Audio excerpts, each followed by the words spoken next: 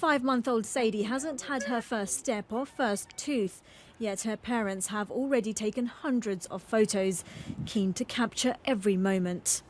She hates sitting down. I know. But the pandemic, they say, has robbed them of one of life's most precious experiences as a family.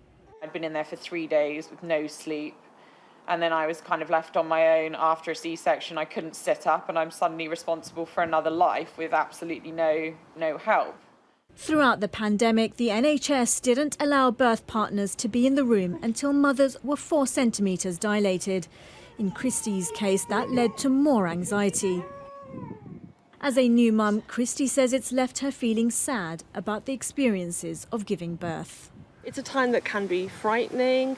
It's a time when, somebody's in a lot of pain potentially, and things can change. Somebody might end up needing an emergency cesarean. These are all stressful life events, but social support can buffer life events. With 1,800 babies born every day during the pandemic, thousands of other parents would have faced similar separations, all aimed at reducing the spread of COVID-19. Jordan and Lucy's pregnancy ended in a miscarriage, a difficult time to have been apart.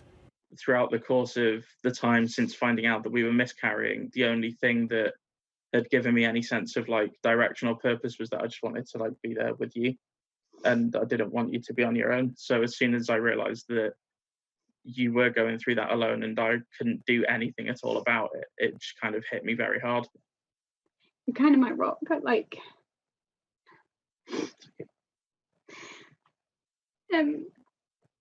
I was in the room by myself for 7 hours, and yeah, it was just awful. Today, the government called on maternity centres to try harder to get the balance right. I think it's vital that all local hospital trusts and local health bodies who have the responsibility for administering the rules in their particular area really lean into this issue. I would like to see more trusts get that balance right to allow loved ones in, particularly when difficult and tough news has to be delivered.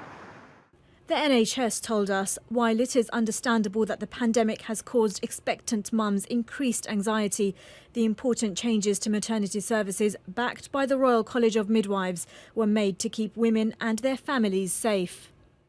Now we have moved past the peak of the pandemic, and after extensive engagement with the various professional bodies involved, new guidance has been issued to all maternity units so partners can attend antenatal and postnatal clinics safely, in addition to attending labour, which they have been able to do throughout the pandemic. So this week, maternity services can start to find ways to reintroduce partners under these new guidelines.